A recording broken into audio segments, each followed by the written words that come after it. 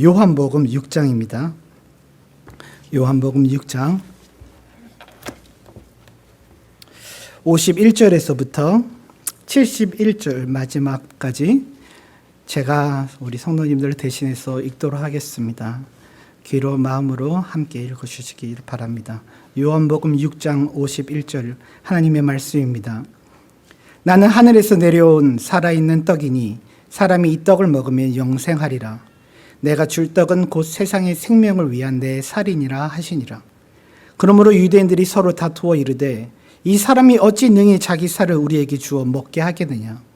예수께서 이르시되 내가 진실로 진실로 너희에게 이르노니 인자의 살을 먹지 아니하고 인자의 피를 마시지 아니하면 너희 속에 생명이 없느니라. 내 살을 먹고 내 피를 마시는 자는 영생을 가졌고 마지막 날에 내가 그를 다시 살리리니 내 살은 참된 양식이요 내 피는 참된 음료로다. 내 살을 먹고 내 피를 마시는 자는 내 안에 거하고 나도 그의 안에 거하나니 살아계신 아버지께서 나를 보내심에 내가 아버지로 말미암아 사는 것 같이 나를 먹는 그 사람도 나로 말미암아 살리라. 이것은 하늘에서 내려온 떡이니 조상들이 먹고도 죽은 그것과 같지 아니하여 이 떡을 먹은 자는 영원히 살리라. 이 말씀은 예수께서 가버나움 회당에서 가르치실 때 하셨느니라. 제자 중 여럿이 듣고 말하되 이 말씀은 어렵도다. 누가 들을 수 있느냐 한데 예수께서 스스로 제자들이 이 말씀에 대하여 수군거리는 줄 아시고 이르시되 이 말이 너희에게 걸림이 되느냐. 그러면 너희는 인자가 이전에 있던 곳으로 올라가는 것을 본다면 어떻게 하겠느냐. 살리는 것은 영이니 육은 무익하니라. 내가 너희에게 이런 말은 영이요 생명이라. 그러나 너희 중에 믿지 아니하는 자들이 있느니라 하시니 이는 예수께서 믿지 않은 자들이 누구며 자기를 팔 자가 누구인지 처음부터 아심이라. 또 이르시되 그러므로 전에 너희에게 말하기를 내 아버지께서 오게 하여 주지 아니하시면 누구든지 내게 올 수 없다 하였노라 하시니라. 그때부터 그의 제자 중에서 많은 사람이 떠나가고 다시 그와 함께 다니지 아니하더라. 예수께서 12 제자에게 이르시되 너희도 가려느냐. 시몬 베드로가 대답하되 주여 영생의 말씀이 주께 있사오니 우리가 누구에게로 가오리까. 우리가 주는 하나님의 거룩하신 자인 줄 믿고 알았사옵나이다. 예수께서 대답하시되 내가 너희 12를 택하지 아니하였느냐. 그러나 너희 중 한 사람은 마귀니라 하시니 이 말씀은 가룟 시몬의 아들 유다를 가리키심이라. 그는 12 중 하나로 예수를 팔 자이로라. 하나님의 말씀입니다. 아멘. 잠시 저와 함께 기도하시겠습니까? 아버지의 은혜와 도우심을 이 시간 구합니다.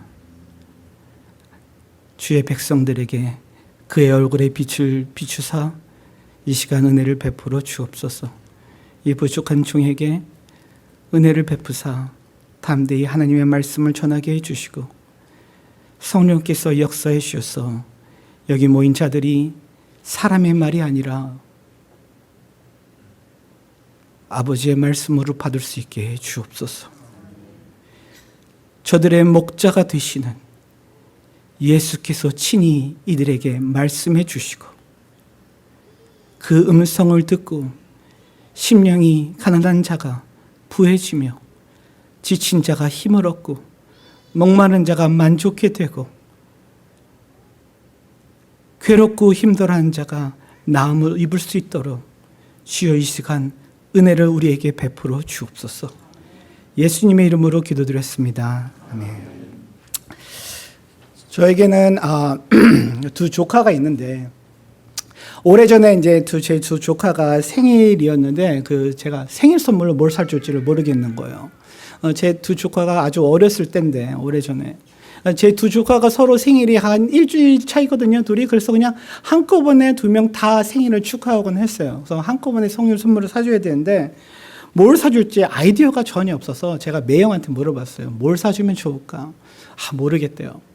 그러면 내가 그냥 돈으로, 현금으로 주고 걔들이 그냥 타겟 같은 데 가서 그냥 자기들이 원하는 거 사게 하면 안 되니까? 그러니까 아니래요. 그건 안 된대요. 왜? 얼마 전에 안 그래도 할머니가 걔들한테 돈을 줘가지고 니네들 사고 싶은 거 가서 사 그랬더니 타겟 가가지고 하루 종일 있었다는 거예요. 그러니까 뭘 자기들이 원하는지, 뭐가 정말로 필요한지도 얘들은 모르고, 아빠 이거 사면 안 돼? 이거 사면 안 돼? 근데 고르는 것마다 그냥 필요 없는 거 분명히 아는데 얘들은 이거 놀다가 얼마 있다가 버릴 건데 전혀 도움도 안 되고 돈만 낭비할 것들만 그것만 자꾸 고르니까 아빠는 아니야 그거 말고 다른 거 안 돼. 그러니까 애들은 왜 아빠는 왜 안 돼? 노만 하냐고 짜증내고 하루 종일 있어서 나 다시는 그거 하고 싶지 않아. 저한테 그러는 거예요. 여러분은 정말 나에게 뭐가 필요한지 잘 아십니까? 아니, 심지어 내가 무엇을 정말로 원하는지 또 확실하게 아십니까? 우리는 그러지 못할 때도 있어요. 뭐 간단하게 가볍게 예를 들어서 우리 저녁 뭐 먹을까? 그러면 제가 제일 많이 듣는 말 중에 하나가 몰라. 아무거나. 원하는 거. 아무거나. 그러지 않아요? 한때는 꼭 필요하다고 생각돼서 이거 너무 좋다. 원한다고 생각돼서 물건을 사든지 뭐 옷을 하나 샀는데 한 번 쓰고 한 번 입고 그냥 창고나 옷장에 그냥 이렇게 박혀 있는 거 혹시 있지 않으세요? 버리지도 못해요. 나 이거 한 번밖에 안 입은 거야. 한 번 입고 새거나 마찬가지야. 나 이거 버릴 수도 없어. 너무 아깝잖아. 그때는 정말로 내가 필요한 것이라고 생각하고 내가 정말 원하는 것이라고 생각했는데 막상 뚜껑을 열어보니까 별로 그렇게 필요한 것도 그렇게 내가 좋아하는 것도 아니에요. 여러분은 정말 나에게 필요한 것이 무엇인지 알고 계십니까? 여기 왜 오셨습니까? 무엇을 찾으러? 무엇을 구하러? 슬프게도 안타깝게도 어떤 이들은 교회에 나오는데 이 참된 기독교가 제공해 주는 것 그 이하의 못난 것들을 위해서 나오기도 합니다. 저는 오늘 예수님의 영광, 그의 지극히 뛰어나심에 대해서 우리 여기 계신 성도님들과 나누기 원합니다. 그게 저의 오늘 이 설교의 유일한 목표입니다. 그거 하나예요. 예수님이 얼마나 뛰어나신지 우리 성도님들이 다시 한번 상기되기 위해서. 그래서 이 예수님을 내가 더 원하고, 내가 더 의지하고, 내가 더 사랑하고, 내가 더 붙잡을 수 있다면 그것으로 저는 만족합니다. 저는 오늘 말씀을 뭘 전할지 참 고민하다가 에덴 개혁 장로교회 성도님들이 무엇을 지금 겪고 계실까 모르니까 이거 하나면 되겠다. 이거 하나로 왔습니다. 그런데 오늘 본문을 보니까 많은 사람들이 이 예수님을 떠나갑니다. 떠나가는 장면을 봅니다. 심지어 66절에 제자들 중에서도 예수님을 많이 떠나갔다고 합니다. 여기 그 제자들은 12제자를 말하는 것이 아닙니다. 이 당시에 12제자들 외에도 예수님을 한동안 열심히 따라다니던 follower, 추종자들, 제자들이 있었습니다. 그 중에 상당수가 떠나갔다고 합니다. 왜 떠나갔습니까? 그 대답을 우리는 예수님에게서 찾을 수 있습니다. 예수님께서 그들에게 말하십니다. 이것이 너희에게 걸림이 되느냐. 영어로 얘기하면 offended. 기분이 상했다는 거예요. 마음에 딱 걸렸다는 거예요, 뭔가. 흔히 우리가 얘기하는 시험 받았다 그런 식이겠죠. 마음에 뭐가 걸렸어요. 기분이 안 좋아요. 아니, 도대체 예수님에게 offended, 기분이 상할 게, 마음이 걸릴 게 뭐가 있습니까? 예수님처럼 인자하시고 온유하시고 겸손하시고 자비로우시고 오래 참으시고 사랑이 많으시고 그런 분이 어디 계시다고? 여기 있는 그 누구보다 훨씬 뛰어나신 분인데, 아니 일은 예수님에게 기분이 상해서 떠날 일이 무엇이 있겠습니까 도대체? 그런데 그런 일이 있었다는 거예요. 저들은 기분이 상했고 그를 떠났습니다. 이를 오늘날 교회 안에서도 봅니다. 한동안 나오고 따르고 참석하고, 그런데 무엇인가 마음에 걸림이 되어서 떠나갑니다. 이 6장 전체의 이야기를 보면 우리는 좀 더 잘 이해할 수가 있습니다. 이날 아침에 많은 무리가 예수님께서 그 전날 함께 가시던 그 자리에 더 이상 안 계시고 바다를 건너서 반대편으로 가셨다는 것을 알고 저들은 배를 구해서 예수님을 쫓아갑니다. 따라갑니다. 그러니까 누가 시켜서도 아니고 자원해서 예수님을 배를 건너 바다를 건너서 육지를 통해서 예수님을 쫓아갔습니다. 열심히 따라갔습니다. 왜 따라갔습니까? 한번 말씀 보세요. 6장이 만약에 계시면 성경 6장 26절에 있는지 모르겠는데 26절에 이렇게 말합니다. 예수께서 대답하여 이르시되 내가 진실로 진실로 너희에게 이르노니 너희가 나를 찾는 것은 표적을 본 까닭이 아니요 떡을 먹고 배부른 까닭이로라. 그러니까 너희가 나를 이렇게 따라오고 찾아오는 것은 표적을 본 까닭이 아니라서. 어떤 의미입니까? 이 6장 초반을 보면 여러분이 잘 아시는 오병이어 이야기가 나옵니다. 그러니까 한 소년이 떡 5덩이와 물고기 2마리를 가지고 예수님께 왔고 예수님께서 그 5,000명 이상이 되는 사람들을 먹이시는 그 표적을 그들은 보았습니다. 14절, 이 똑같은 장 6장 14절에 보면 이렇게 말합니다. 그 사람들이 예수께서 행하신 이 표적을 보고 뭐라고요? 표적을 보고 말하되 이는 참으로 세상에 오실 그 선지자라 하더라. 여기 분명히 그렇게 써 있어요. 그들이 표적을 보았다고. 그런데 예수님은 너희가 날 따라오는 것은 표적을 보아서가 아니다. 너희들 표적을 못 봤다는 거예요. 여기 분명히 표적을 보았다고 하는데 무슨 의미입니까? 표적, 영어로 하면 sign이에요. sign. sign은 그것 자체 그 이상의 어떤 실상을 가리키고 있는 것입니다. 만약에 여러분이 프리웨이에서 운전을 가다가 인앤아웃 사인을 보면 그것 자체가 인앤아웃이 아닙니다. 그 인앤아웃이 어디 1마일 있다가 어디 있다 이렇게 가르쳐주는 사인, 표적이라는 거예요. 표적은 예수님이 누구신지, 그가 어떠한 분이신지 가르쳐주고 있다는 거예요. 이 오병이어의 사건이. 여러분 한번 생각해 보십시오. 예수님께서 나눠주신 그 손으로 떼어서 계속 나눠주신 그 빵을 이루는 곡물은 밀이든 그 곡물은 단 한 번도 땅을 만져본 적도, 땅에서 자란 적도, 땅에서부터 추수된 적도 없는 곡물입니다. 어떻게 그것이 가능합니까? 예수님이 나눠주셔서 여러분이 받은 그 물고기 한 마리는 그 손바닥 크기라고 합시다. 그 물고기는 단 한 번도 물에 가본 적도 없습니다. 물을 만져본 적도, 물에서 수영한 적도 없습니다. 근데 그 물고기가 이 정도 사이즈가 크려면 물에 한 번도 들어가지 않고 어떻게 그것이 가능합니까? 이 말은 그것들이 예수님의 손에서 창조된 창조의 역사라는 것입니다. 이 표적은 예수님이 누구신지에 대해서 외치고 있습니다. 그가 어떠한 분이신지. 아버지께서 광야에서 마나라는 초자연적인 것으로 이스라엘 백성을 먹이셨던 것처럼 아들 또한 이 광야에서 초자연적으로 저들을 먹이고 계시는 것입니다. 메시아에 대한 약속, 그가 가져오실 풍성한 식탁에 대해서 이 사건은 그림자처럼 가리키고 있는 것입니다. 이 예수가 과연 누구인지. 저들은 표적을 보았으나 보지 못했습니다. 그것이 가리키는 실성을.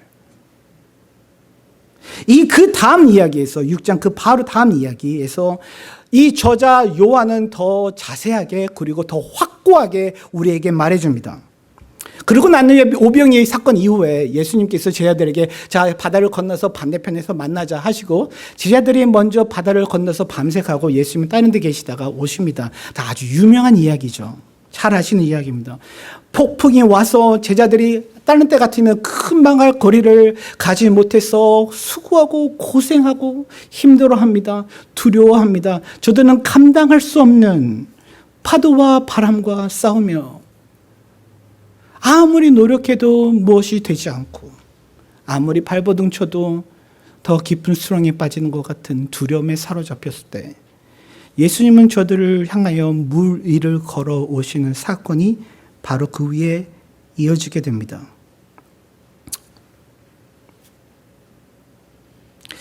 여기 요한복음서에서는 다른 복음서와는 달리 그거 외에 별로 자세한 이야기를 담고 있지는 않습니다. 왜냐하면 여기서 주요 포커스는 정말로 예수님이 누구신가를 우리에게 들려주기 위함입니다.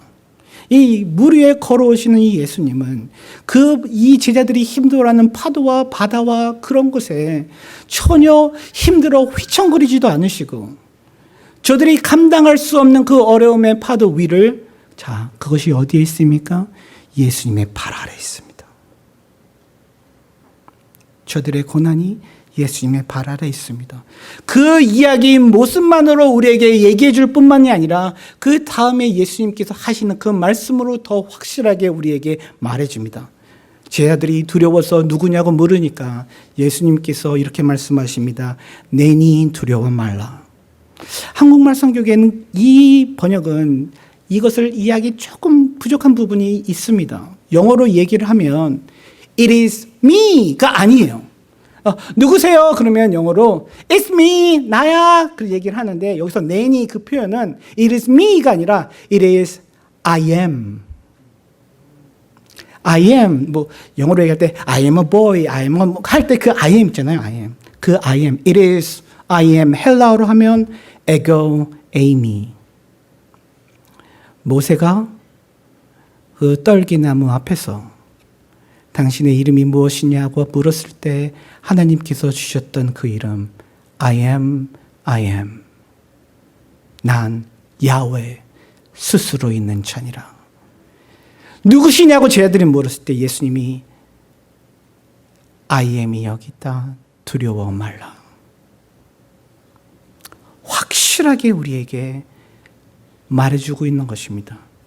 성육신하신 야훼 여호와 아버지 하나님에게로부터 온 그러나 또 하나님이신 예수.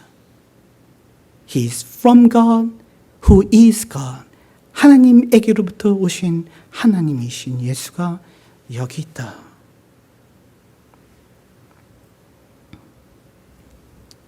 하지만 군중들은 정말로 이 예수가 어떻게 대단한 분이신지 이해하지 못했습니다. 표적을 보았으나 보질 못했고 실상을 깨닫지 못했고 따르기는 했지만 도대체 자기들이 얼마나 대단한 분 앞에 서 있는 것인지 그의 크심과 그의 위엄과 그의 가치를 깨닫지 못하고 그들이 더 귀하고 소중하게 여겼던 것은 무엇이었습니까? 떡이었습니다. 얼마나 어리석고 안타까운 일입니까? 얼마나 대단하신 분 앞에 있는데 그들이 원하는 것은 단순히 떡이어서 그 떡을 받지 못해서 기분이 나쁜 나는 가겠다는 거예요.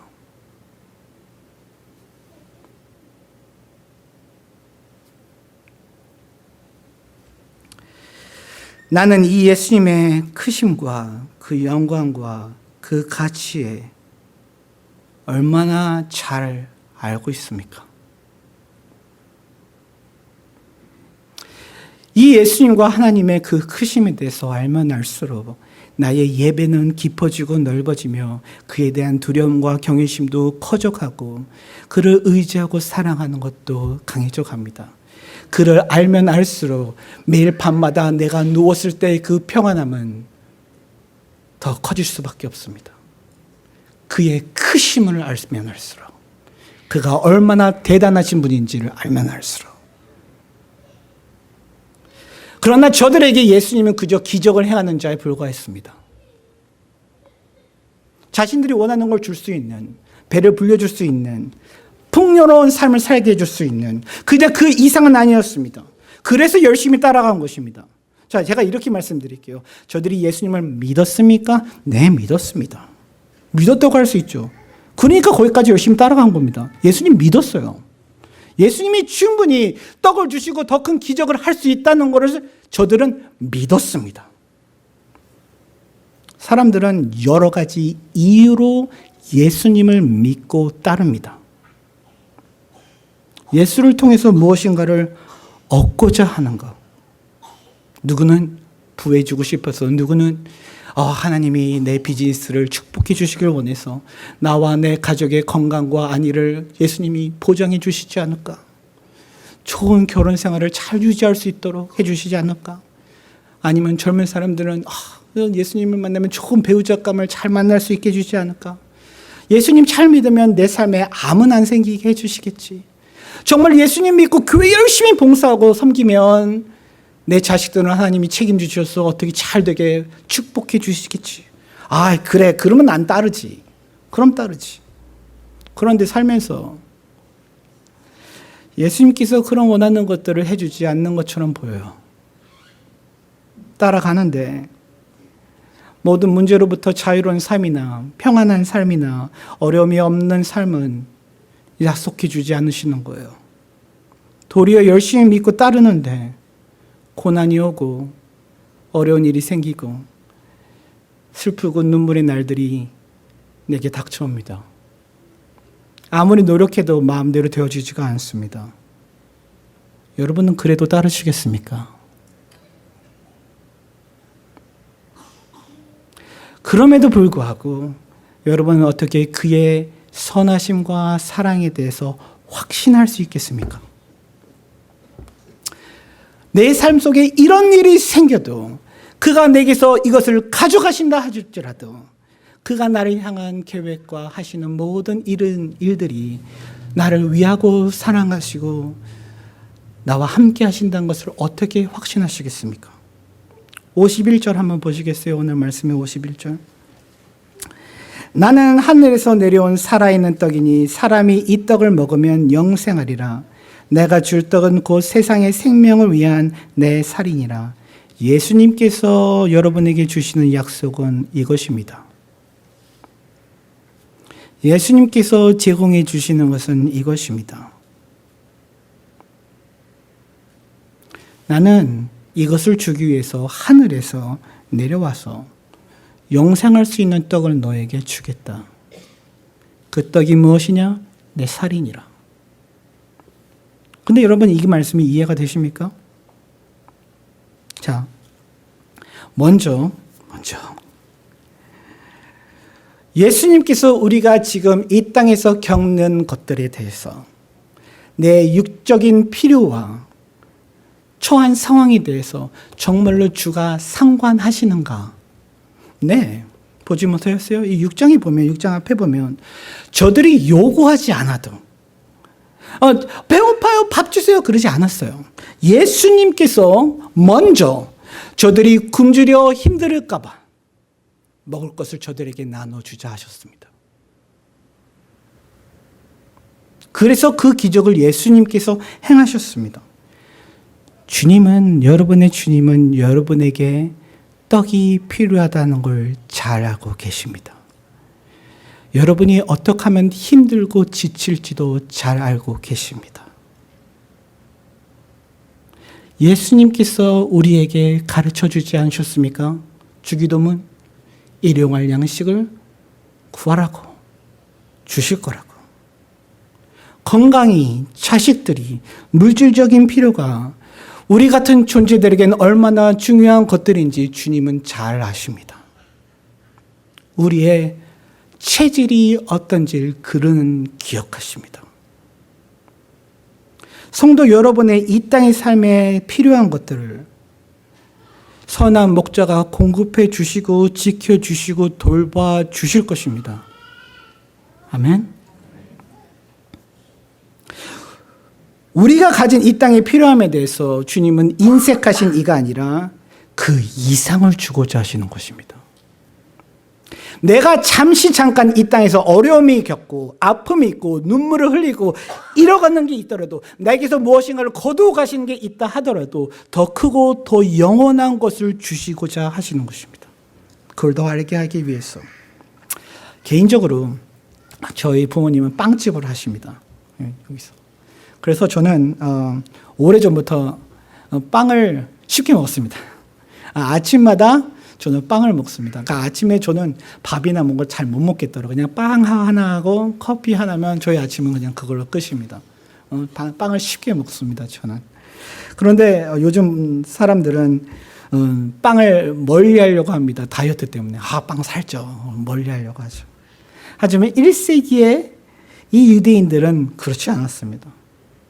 이 한 아이의 도시락에 떡 5개, 그러니까 빵 5개와 물고기 2마리가 있었다는 것은 그것이 아주 대중적이고 대표적인 평범한 음식이었다는 것입니다. 갈릴리에 사는 사람들은 물고기를 잡아먹었죠. 하지만 대부분의 사람들은 그냥 빵이 저들의 주식이었습니다. 빵. 우리 한국 사람들은 밥이 주식이든 요즘에 우리는 몇 끼 밥도 먹지 않습니다. 여러 가지 먹잖아요. 그래도 우리가 말을 할 때 밥 먹자. 밥 먹었니? 그러냐. 밥 자체가 음식을 대표하는 말이 돼버렸습니다. 그렇죠? 밥. 이거 밥이 아니에요. 빵 자체가 이들에게 그냥 음식, 주식, 대표적인 주식을 대표하는 말입니다. 근데 여러분께서는 저들의 시선과 생각에서 빵, 음식이 무엇을 의미하는지 이해하셔야 합니다. 여기 미국 캘리포니아에 사는 사람들은 대부분 음식의 풍족함 가운데 삽니다. 한 성기 자료를 보니까 우리가 먹는 이 음식의 양과 질이 옛날 고대 왕들이 먹었다는 것보다 더 낫고 더 대단하다고 해요. 정말 우리 특히 캘리포니아 살면 온갖 나라 음식이 다 모여 있지 않습니까? 온갖 나라 음식을 쉽게 먹을 수 있습니다. 그런데 우리에게 그 음식은 생존의 의미가 아닙니다. 좀 더 맛있는 거, 어떤 별미, 얼마나 이쁘고 어떻게 잘 프레젠테이션 돼 있는지, 사진 찍어서 인스타그램에 올릴 만한 것인지. 저는 젊은 사람들하고 많이 살아가다 보니까 같이 밥 먹었는데 이쁘게 나왔는데 먼저 건들면 큰일 납니다. 혼납니다. 사진 찍기 전에 건들면 큰일 나요. 사진은 먼저 찍어야 돼요. 알았어. 이제 먹어도 돼? 오케이. 우리에게 음식은 생존이라기보다 즐기는 것이 되었습니다. 그렇죠? 여기 계신 어머님들 집에서 어제 먹던 거 또 꺼내면 이거 또 먹어? 이거 또 먹어? 어제 먹었는데 또 먹어? 그렇지 않아요? 생존이 아니기 때문에. 하지만 여러분 상상을 한번 해보십시오. 북한의 기근과 빈곤이 아주 심한 북한의 겨울. 먹을 것이 정말로 아무것도 없어서 뒷산을 올라가서 그냥 아무 풀뿌리 같은 이상한 것을 구해다가 어떻게든 해가서 그것을 먹고 탈이 나고 아플지어도 어떻게든 배를 채우기 위해서 먹는 그 상황을 상상해 보십시오. 여러분이 그 상황에 있다고 상상을 한번 해보세요.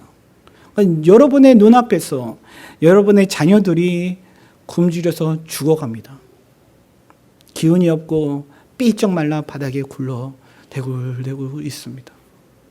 그런 상황에서 만약에 여러분에게 감자 한 가마니, 빵 한 보따리가 주어졌다고 합시다. 그 감자가, 그 빵이 어떤 의미입니까? 이제 내 자식은 살았다. 나와 내 가족은 이제 살았구나. 한 달이든 몇 주든 우리는 이제 살았다입니다. 음식은 우리에게 힘과 생명을 주는 것입니다. 음식은 우리에게 힘과 생명을 주는 것입니다. 내가 살 수 있게 해주는 것입니다. 그렇죠? 여기 예수님께서 생명을 주는 양식을 너희에게 주겠다 하십니다. 얼마나 살 수 있게? 영원히. 그러니까 저 사람들이 말합니다. 그 떡을 우리에게 주소서. 그러니까 예수님께서 말씀하십니다. 자, 나를 가져라. 내가 생명의 떡이다. 53절 한번 보시겠어요? 53절. 예수께서 이르시되 내가 진실로 너희에게 이르노니 인자의 살을 먹지 아니하고 인자의 피를 마시지 아니하면 너희 속에 생명이 없느니라. 내 살을 먹고 내 피를 마시는 자는 영생을 가졌고 마지막 날에 내가 그를 다시 살리리니 내 살은 참된 양식이요 내 피는 참된 음료로다. 와우. 그 살을 먹고 그의 피를 마신다고요? 왜 예수님이 이렇게 말씀하시는 겁니까? 어떻게 보면 너무 비인간적인 표현 같습니다. 당신의 살을 먹고 피를 마시라고? 사람들이 수군거릴 만한 그런 표현입니다. 정말로 초대교회 시대 때, 로마 시대 때 기독교인들은 안에 몰래 숨어서 인육을 먹고 피를 마신다고 사람들이 오해하기도 했습니다. 이런 표현 때문에. 저들이 성찬을 할 때 예수님의 피입니다. 예수님의 살입니다. 저 사람들은 그렇다고. 이 표현을 보고 저들이 서로 다투어서 논쟁을 벌입니다. 아니 어떻게 이 사람이 자기의 살을 우리에게 주어서 먹게 하겠다는 것인가? 뭔 얘기하는 건지? 자, 근데 한번 저 잘 생각해 보세요. 나에게 생명을 주기 위해서 음식은 항상 대속적인 죽음을 겪습니다. 나를 대신해서 죽는다는 거예요. 여러분이 스테이크나 프라이 치킨이 한번 드시고 싶다고 해봅시다. 그러면 소나 닭이 죽어나가야만 합니다. 그 죽음으로 여러분이 힘을 얻고 살게 되는 것입니다. 그것이 무엇이든지 과일이든 콩이든 곡물이든 생선이든 그것이 어디서도 잘려나가야 되고 끊겨야 되고 뽑혀야 되고 부서져야 되고 그렇게 돼서 나에게 생명을 주게 되는 것입니다. 고대 사람들은 이것에 대해서 우리보다 훨씬 더 잘 이해했습니다. 저들은 고기가 먹고 싶으면 마켓에서 잘 포장된 캔이나 어떤 포장 그거에 가가지고 고기를 먹은 게 아닙니다. 정말 뒷마당에 가서 그 고기를 죽였습니다. 옛날에 한국 시골에 가면 누가 좋은 사람이 와서 닭을 잡아주고 싶으면 정말로 뒷마당에 가서 닭의 목을 비틀어서 잡아 죽였습니다. 그렇잖아요? 조금 전까지만 해도 뒷마당에서 막 뛰어돌던 애가 사라졌어요. 여기 와 있는 거예요. 나에게 힘과 생명을 주기 위해서. 여러분이 낚시를 해서 좋은 큰 물고기를 하나 잡았다고 합시다. 집으로 가져와서 어떻게 합니까? 잘 씻은 다음에 싱크에 올려놓고 도마 위에 올려놔서 칼에 아주 뒤에 둔한 부분으로 그 머리를 세게 내리쳐야 합니다. 마음이 여려가지고 그냥 어떻게 턱 치면은 난리가 납니다. 그게 막 뛰어튀고 저는 결혼 전에 이제 낚시 좋아해서 한번 그랬다가 그 비닐과 그 비린내 나는 걸 다 사방팔방 물고기가 난리를 치니까 저희 엄마한테 들을 말 못 들을 말 좋은 소리 다 듣고 뭐 하는 거냐고. 그 물고기를 잡고 잘 들으세요. 조금의 자비도 없이 내리쳐 죽여야 합니다. 그 과정에서 자비란 없습니다. 그렇게 자비 없이 죽어야지 그것을 우리가 먹고 생명을 얻는 것입니다. 우리는 마켓에서 쉽게 사서 이미 죽어있는 것으로 다 토막이 내고 손질이 돼서 있는 걸로 요즘에 먹기 때문에 이 과정을 잘 잊어버립니다. 당신에게 생명을 주기 위해서 무엇인가가 대신 죽어야 했고 자비가 없는 죽음의 과정을 겪어야 했습니다. 그것을 예수님께서 우리에게 말씀해 주고 계시는 것입니다. 그 과격한 표현으로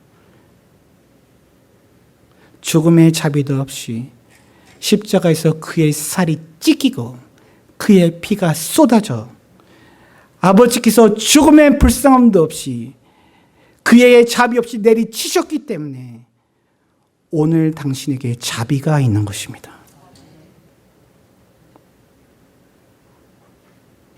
주님은 우리에게 그렇게 생명을 주는 떡 같은 존재가 되어 주겠다고 하시는 것입니다.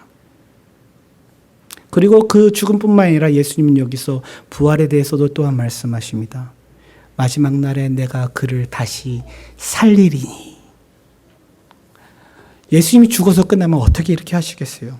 마지막 날에 예수님께서 그 사람을 다시 살려주겠다 하시는 것입니다. 여러분 잘 생각해 보세요. 누가 감히 이렇게 얘기할 수 있습니까? 하나님만 얘기할 수 있습니다. 아니 누가 죽으면 내가 살려낼게.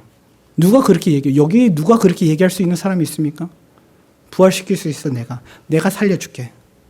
하나님만 하실 수 있는 말씀 아니에요? 이 곳곳에 예수님이 얼마나 대단한 분이신지 그 영광을 여러분이 보십니까?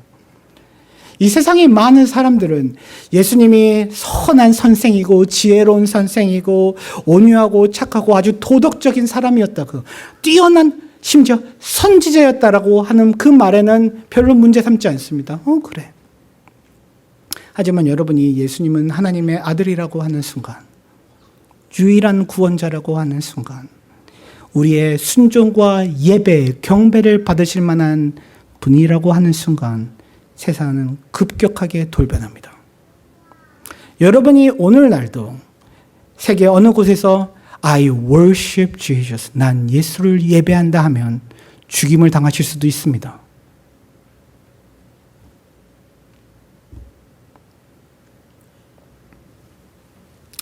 (60절) 제자 중 여럿이 듣고 말하되 이 말씀은 어렵도다. 누가 들을 수 있느냐 한데, 바로 그 전절에 59절에 예수님께서 이것을 회당에서 가르치셨다고 합니다. 그러니까 우리 표현으로 하면 교회에서 설교자가 설교를 하는데 회중 중에서 그러는 거예요. 가르침이 너무 어려워. 보통 사람들이 이해하기는 너무 어렵습니다. 그냥 대충 풀어서 좀 재미있게 흥미롭게 하면 안 될까요? 그냥 깊은 것들 말고요. 깊은 것들 말고 어려워요. 그냥 사람들이 듣고 막 마음 상할 것들, 막 잘못됐다고 회개하러 그런 거 말고 그냥 재미있게 웃기게, 아니면 그 어떤 좀 감동적인 이야기 그런 거 좀 해요. 안 그러면 누가 요즘 들어요? 사람도 우리 교회 와야 될 거 아니에요? 사람들이 떠나가는 걸 바래요? 그러지 마요. 쉽게 얘기합시다. 61절에 예수께서 스스로 제자들이 이 말씀에 대하여 수군거리는 줄 아시고 이르시되 이 말이 너희에게 걸림이 되느냐? 그러면 너희는 인자가 이전에 있던 곳으로 올라가는 것을 본다면 어떻게 하겠느냐? 살리는 것은 영이니 육은 무익하니라. 내가 너희에게 이른 말은 영이요 생명이라.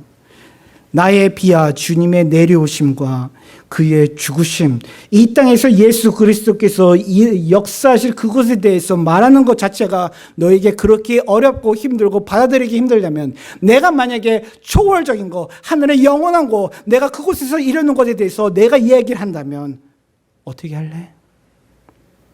이것도 힘들면 이 땅에 살리는 것은 영이니 육은 무익하니라. 실질적인 이슈는 가르침의 어려움에 있지 않다는 것입니다. 영적인 문제라는 것입니다. 영적인 문제. 이 육은 영적인 것을 깨닫는데 전혀 도움이 되지 않습니다.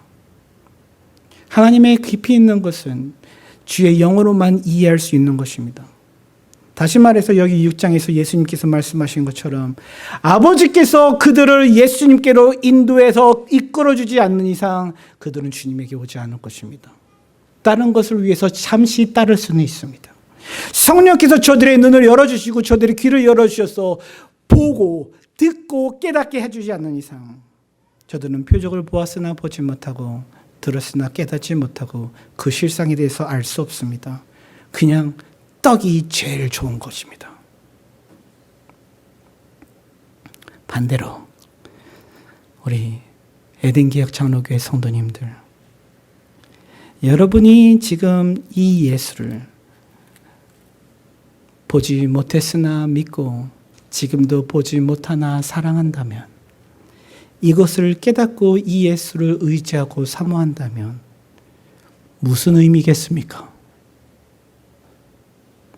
내가 똑똑하고 잘나서? 66절 그때부터 그의 제자 중에 많은 사람이 떠나가고 다시 그와 함께 다니지 아니하더라. 그냥 한 번 방문한 방문자가 떠나간 게 아니라 어떻게 보면 교회에 한동안 나왔던 사람들이, 장기간 나왔던 사람들이 떠나간다는 식의 표현입니다. 그런데 저들이 떠나가는데 이 예수님은 가지 말라고 내가 지금 하나님의 나라를 키우고 교회를 세우는데 있으라고 붙잡지 않으세요.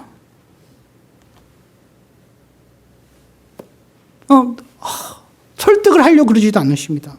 만약에 목사가 그렇다고 해봅시다. 누구는 그렇게 얘기할 수 있어요. 저 목사 왜 이래? 사람이 이렇게 해서 좀 마음이 걸려서 좀 간대는데, 전화도 안 하고, 문자도 안 하고, 가지 말고 우리 교회 있으라고 하지도 않고, 때로는 가르침이 너무 어려우니까 좀 쉽게 해달라고, 그냥 재밌는 이야기 해달라고, 그래도 전혀 그러려고 하지도 않고, 마음에 찔리는 얘기 계속 하고,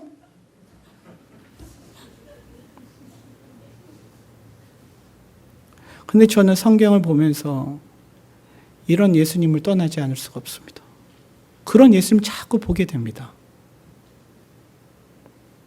예수님은 단순히 많은 군중을 모으는 데 관심이 있지 않으십니다. 그의 나라를 세워가기 위해서 그들은 많은 사람들 군중을 의지하지 않았습니다. 왜냐하면 하나님의 나라는 그런 군중의 수에 있지 아니하고 자기 자신에게 달려있기 때문입니다.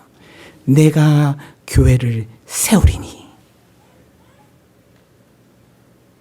얼마나 많은 사람들로 이곳을 채울 수 있는가가 목표가 아닙니다. 오해하지 마세요, 성도님들. 교인들이 와서 믿는 자의 수가 교회에서 자라가는 거 중요합니다. 중요하지 않다는 게 아니에요. 하지만 뭐 어떤 방법이든지 어떻게라도 사람들을 그냥 불려다가 채워가면 되는 게 다가 아니라는 것입니다. 교회는 거룩하게, 순결하게, 건강하게, 성숙히 자라야 합니다. 여러분은 왜 오셨습니까? 다시 묻습니다.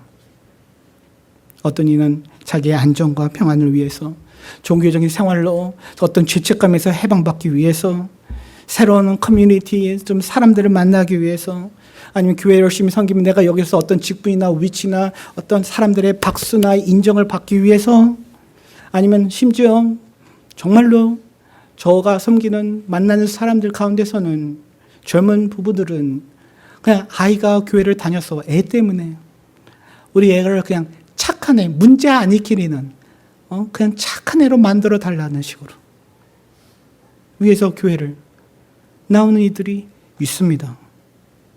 물론 그렇게 해서 처음에 나왔다가도 하나님을 만나서 변화되고 깨닫고 그런 일이 있어요. 아버지의 은혜입니다.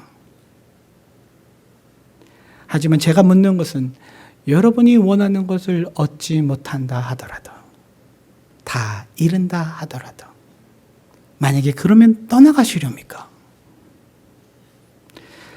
예수님은 나에게 정말 어떤 존재인지 생각해 보시기 바랍니다.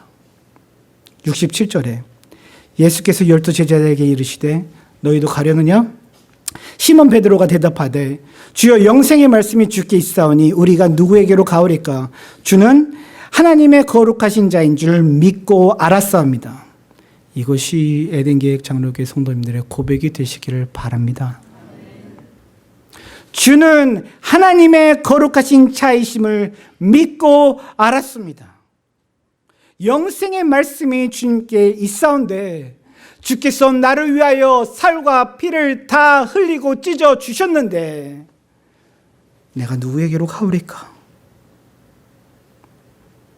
내 밤이 눈물로 지새더라도, 내가 아무리 아프고 힘든 고난의 길을 간다 할지라도, 내가 건강을 잃은다 할지라도 내가 도대체 누구에게로 가오리까?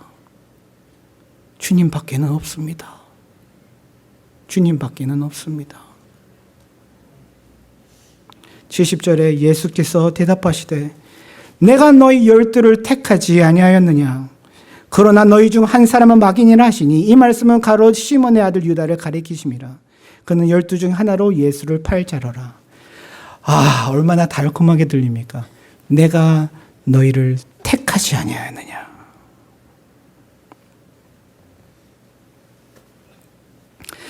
내가 단순히 내 결정, 내 선택으로 예수님을 택해서 따른 것이 아니라 그 이전에, 그거 위에 무엇이 실상이 존재하냐면 예수님께서 나를 택하셔서 나를 부르셨다는 것입니다.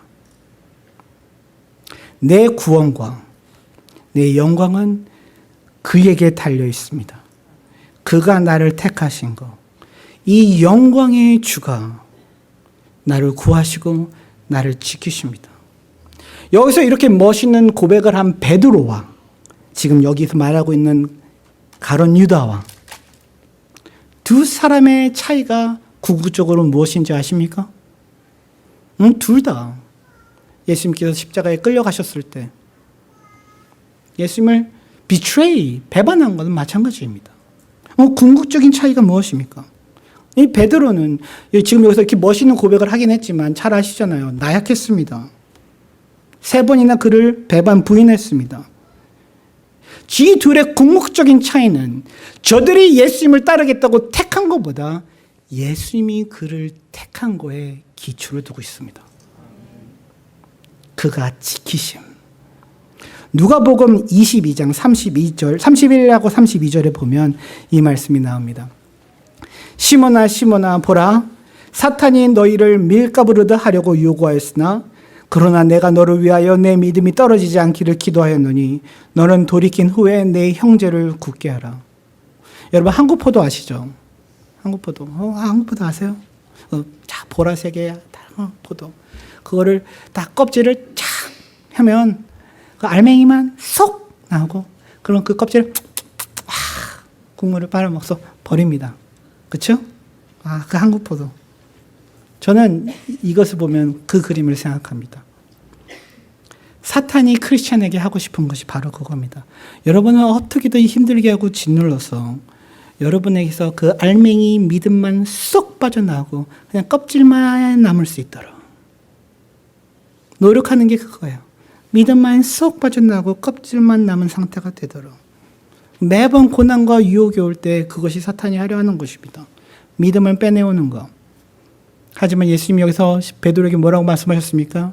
내가 너의 믿음이 떨어지지 않기를 위하여 기도하였으니 너는 돌이킨 후에 내 형제를 굳게 하라.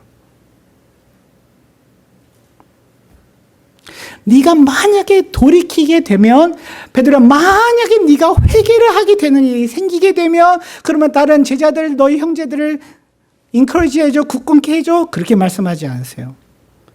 When you turn around, 네가 돌이킨 때, 만약이 아닙니다. 베드로는 회개하고 돌이킬 것입니다. 그걸 얘기해 주시는 거예요. 그때 내 말을 기억하고 네 형제들을 굳건케 하라. 왜? 왜 베드로는 돌이킬 것입니까? 내가 너를 위하여 기도하였으니. 그가 나를 위하여 하시는 기도가 절대적입니다. 그가 나의 구원의 절대적입니다. 내 믿음의 얼마나 강도, 내가 얼마나 열심히 잘 믿는지, 내 믿음의 강도가 나를 구원하시는 것이 아니라 내 믿음의 대상이 되시는 예수가 그의 강하심으로 나를 구원하시는 것입니다. 내 믿음의 크기가 나를 구원하는 게 아닙니다. 내 믿음의 대상이신 예수가 내 믿음을 통해서 나를 구원하시는 것입니다. 그가 나를 택하셨고 나를 붙들고 계시다는 사실. 내가 너를 택하지 아니하였느냐. 그것이 바로 베드로와 가룟 유다 사이에, 베드로와 그리고 모든 떠나가는 군중들 사이의 궁극적인 차이입니다. 부활하신 이후에 여러분들이 잘 아시다시피 이것만 얘기하고 말씀을 맺도록 할게요. 부활하신 후에 예수님께서 베드로에게 오셔서 3번이나 물으셨습니다. 요한의 아들 시몬아, 내가 다른 이 사람들보다 나를 사랑하느냐? 기억하시죠? 잘 아시는 말씀이잖아요. 베드로가 3번째 물으시자 마음에 괴로워서 고백합니다. 예수님이 내가 3번 부인한 거 그것 때문에 이러시는구나. 그것이 떠올려져서 얘기합니다. 주님, 모든 것을 아시오매 내가 주님을 사랑한 줄 주께서 아시나이다. 내 양을 먹이라 하시고 예수님이 그 다음에 뭐라고 말씀하십니까? 아세요? 성경에 보니까 예수님께서는 베드로가 어떤 죽임을 당할지, 어떻게 원하지 않는 곳으로 끌려가서 처참하게 죽을 것인지를 예고해 주셨습니다. 여러분, 그게 이해가 되세요? 아니, 예수님에게 끝까지 신실하지 못해서 괴로워하고 실패한 자기 자신에 대해서 정말로 하는 사람에게 3번 괴로운 가운데 주님, 내가 주님 사랑하신 줄 아십니다. 너는 비참하게 죽을 거야. 너의 결국은 비참하게 아주 죽을 거야. 끌려가서 원하지 않는 대로. 이게 뭐지? 왜 주님, 나 주님을 사랑하지 아십니다 한 사람들 왜 이렇게 말씀하시지? 이상하게 들릴 수 있어요. 여러분은 근데 그게 이해가 되세요? 그런데 그 말이 베드로에게는 어떻게 다가왔을지 상상이 되십니까? 여기 내가 주님을 떠나서 누구에게로 가오리까? 다 떠나도 나는 주님을 떠나지 않겠습니다. 그렇게 늘 얘기했던 베드로, 내가 주님과 함께 죽을지언정 내가 주를 부인하지 않을 것입니다. 내가 죽음까지 함께 갈 것입니다 했던 베드로가 그렇게 그 말을 지키지 못해서, 다르게 말해서 예수님을 위해 죽지 못해서 그렇게 실패한 자기 자신이 싫고 창피하고 괴롭고 울고 그랬던 베드로에게 예수님께서 위로해 주시는 것이었어요. 다음번엔 네가 원하지 않는 아주 비참한 죽음이 되겠지만 그때는 네가 나를 위하여 죽을 거야. 그때는 네가 실패하지 않을 거야. 그리고 그날이 왔을 때 베드로가 기억하지 않겠습니까? 자기가 비참해서 죽을 것 같다. 내가 이제 처형을 당하는구나. 그래, 그때는 내가 실패하고 부인했는데 예수님이 다음번에는 예수님을 위해서, 예수님의 이름을 위해서 네가 죽을 수 있을 거라 하셨어. 그가 나와 함께 하시니 난 이번에 죽을 수 있을 거야. 그 위로, 그 용서, 그 지키심, 그 사랑, 내겐 주님밖에는 없습니다. 그가 끝까지 지키십니다. 그의 크신 능력과 의대를 따라서 말씀을 맺을게요. 우리에게 생명의 떡으로 내려오신 예수, 이 땅에 우리의 필요도 긍휼히 여기사 다 채워주시고 인도하시는 예수, 자기의 살과 피를 내어주는 한이 있더라도 나에게 생명을 주시는 예수, 마지막 날에 나를 살리실 예수, 나를 택하셔서 나를 부르신 예수, 나의 믿음이 아무리 나약해도 절대적으로 붙들고 계시고 지키시는 예수. 이 말이 여러분의 귀에 오늘 하루 종일 울리기를 바랍니다. 내가 너를 택하지 아니하였느냐? 내가 너를 택하지 아니하였느냐?